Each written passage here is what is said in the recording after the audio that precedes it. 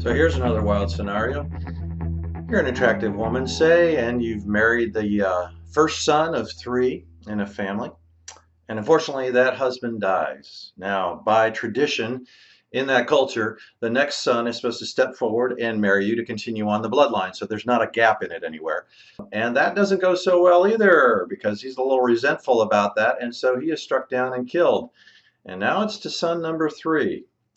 But now let's change roles and say you're the father of those three sons. You've already lost two by marriage to this woman, and you're a little bit skittish about this. So you connive and you figure out a way to kind of get around that obligation. But meanwhile, there's a break in the bloodline. What do you do?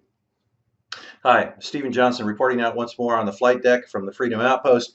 We had a guest speaker named Kimberly Johnson, not a relative of mine, but a powerful woman of God who operates out of a ministry called Watchman Arise International. And the calling on her is to help the body of Jesus understand that there are gaps in the wall, and it's not a matter of just looking and saying, oh, somebody else is going to do that. What about me, and what is my role, and how do I go about doing that?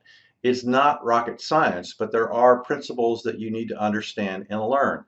So Kim took us through some time to talk about that, talk about specifically this little story from Genesis 38, which you're going to want to read. And she's right in the bloodline of you know who, David, and then of course Jesus Christ, and in that lineage. And so she stands in the gap in a very unique way in order to continue the bloodline down.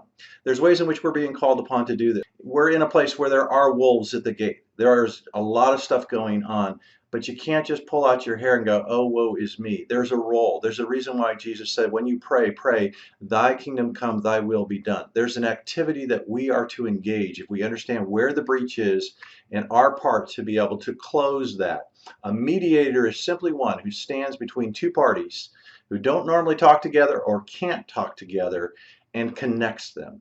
That is part of what we do as those who stand in the gap between what the will of God is, what he wants to have done, and what's taking place in the earth. So we connect with the Father, we understand from him what his desire is, and then we begin to speak it because the Father, for whatever crazy reason, and I don't always get it myself, has determined that we have a role and a part in this.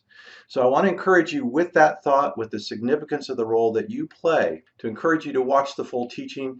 Click onto that, see Kim and the other resources that she's got because she teaches about this a lot in depth. Some great books. We'll put the links at the bottom here so that when they're brought up in the teaching, you know where to find them.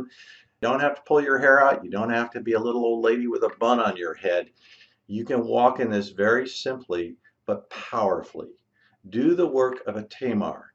Stand in the gap and fulfill the purposes that God has for you in this, your generation.